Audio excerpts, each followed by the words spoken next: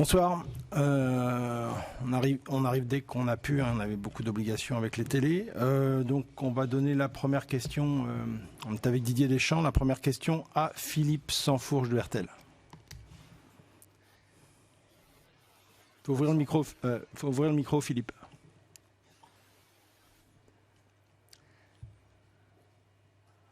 Non, ça ne fonctionne pas. Ça ne fonctionne pas. On va donner la parole à Dominique Sévrac du Parisien.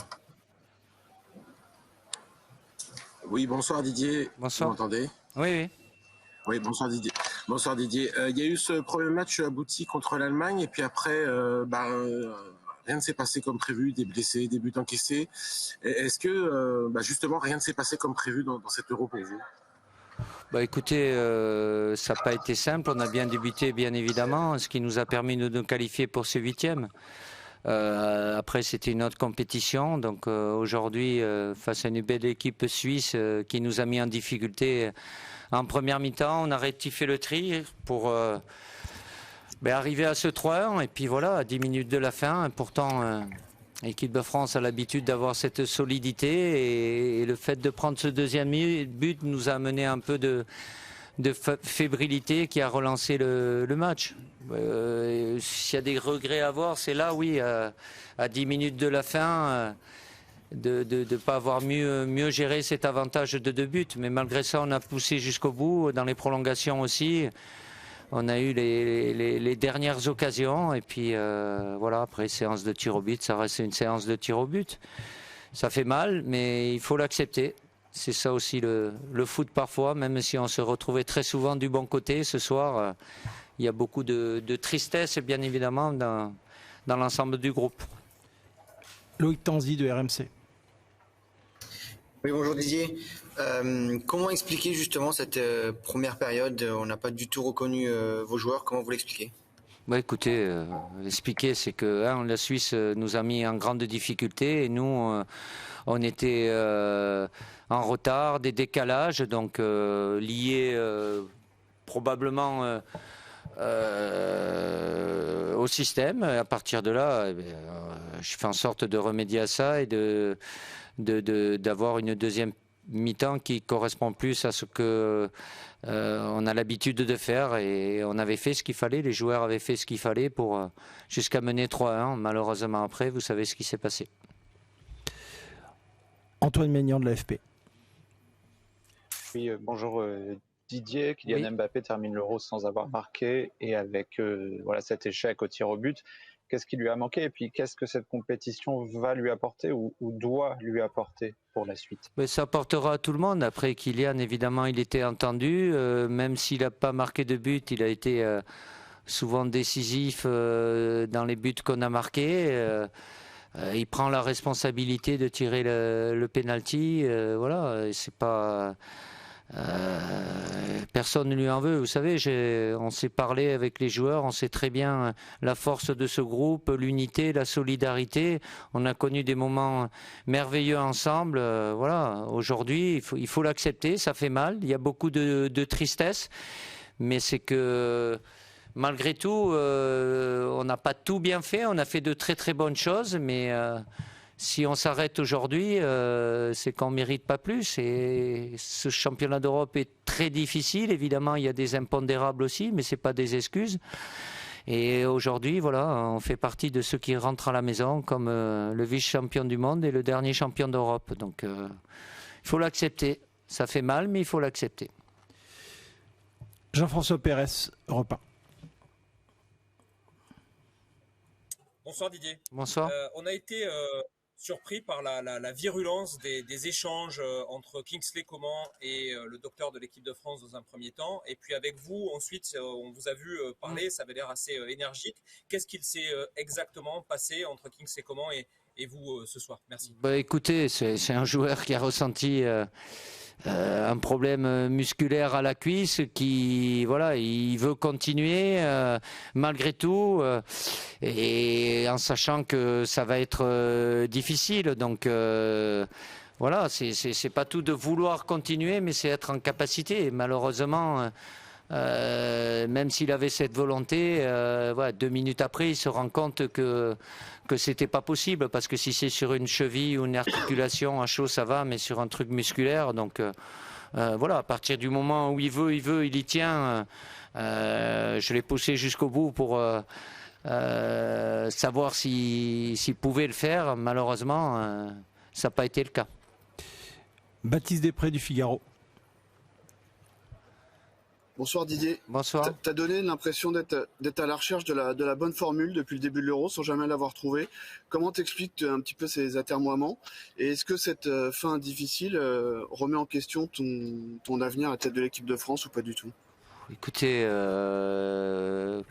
qu'on n'ait pas eu un schéma identique tout de suite, même si on a fait de bonnes choses, on n'a pas tout bien fait, il y avait des équilibres. Bon, évidemment, la première mi-temps nous donne pas raison et me donne pas raison, mais bon, est-ce qu'on aurait fait mieux peut-être en commençant différemment, mais on avait fait ce qu'il fallait pour inverser la tendance, donc écoutez, ça fait mal. J'ai vu un vestiaire très triste. On a eu beaucoup d'échanges avec les joueurs. Vous savez, j'ai un groupe qui est uni, qui est solidaire, qui sait très bien par où on est passé. On a connu des moments merveilleux. Donc voilà, aujourd'hui, le groupe est toujours uni dans ce moment qui est difficile. Mais le foot, je sais très bien comment c'est fait.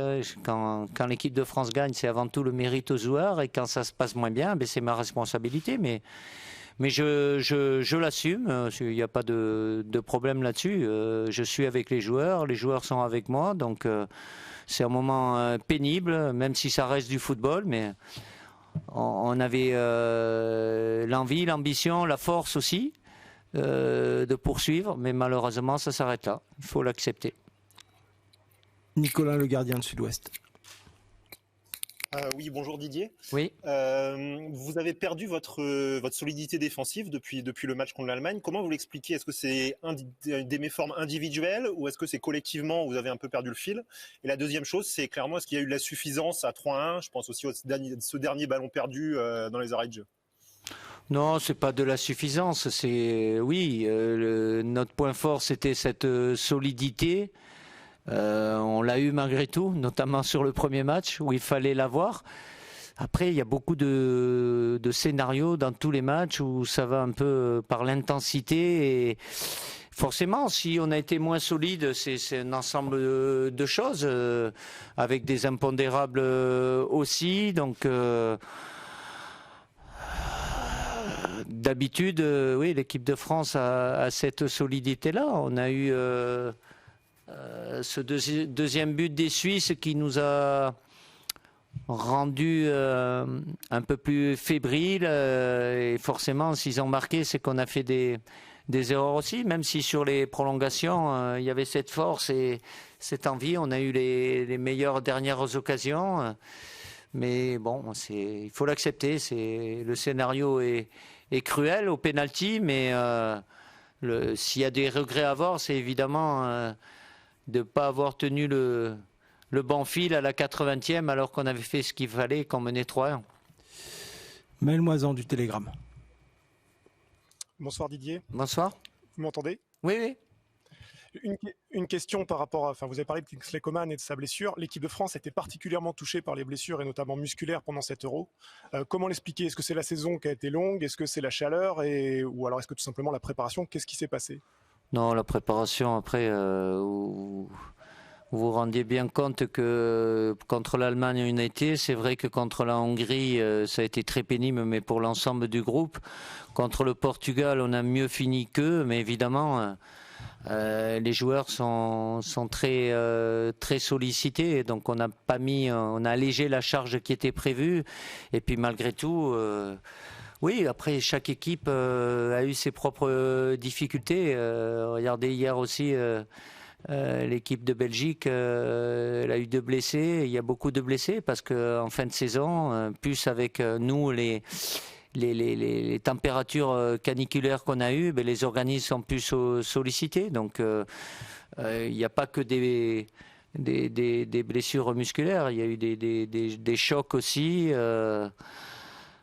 plus que d'habitude, bien évidemment. Mais c'est le cas aussi, je regarde les autres équipes, il y a plus de blessés sur cette compétition, forcément. Question d'Arila Soulsaada, VG Norvège. Bonsoir Didier. Il y a eu quelques réactions sur le fait que aucun des joueurs ne sont allés consoler Mbappé après son raté. Comment l'expliquez-vous et simplement comment va-t-il?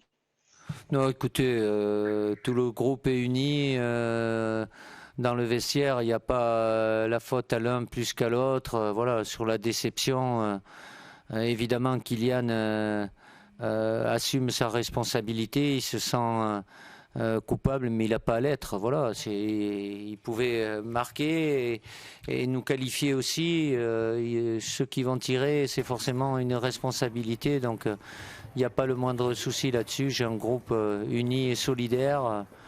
Il a toujours été. Et ce soir, même si c'est un moment de déception, on restera unis et solidaires de toute façon.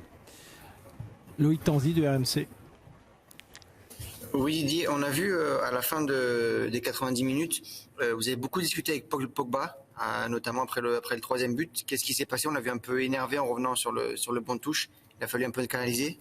Ouais, bah après, c'est un compétiteur, Paul, donc le scénario lui plaisait pas du tout, mais bon, le calmer un petit peu parce que c'est forcément un joueur, un leader, et de par ce qu'il est capable de faire, il amène les autres, mais bon, forcément, quand on est compétiteur et qu'on mène 3-1 et qu'on n'a pas l'habitude de ça, et lui, depuis le temps qu'il est en équipe de France, il n'a pas l'habitude de ça, donc après, c'est malgré tout garder son calme parce qu'il y avait une prolongation à jouer.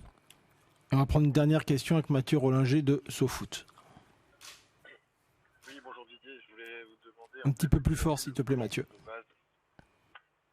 Oui, j'essaie de parler plus fort. Quel était le plan de base avec cette disposition, avec 3 défenseurs? Est-ce que c'était pour...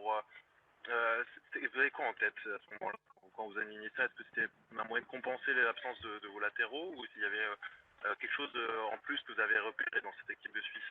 Non, au départ, bon après il y a les impondérables bien sûr et les blessures, mais c'était quand je l'ai déjà fait 3 fois, c'est pour placer le trio offensif dans les meilleures dispositions. Après d'équilibrer bien évidemment, mais oui, ça n'a pas fonctionné parce que cette équipe suisse nous a mis en difficulté. On avait surtout sur notre côté droit où il créait des décalages, on arrivait en retard, donc c'est pour ça que j'ai modifié, mais pour moi c'est pas une option défensive, bien de contraire, mais comme on n'avait pas le ballon, forcément, cette équipe suisse, de par leur mouvement, trouver de la profondeur, il y avait trop d'intervalles entre les joueurs et on n'avait pas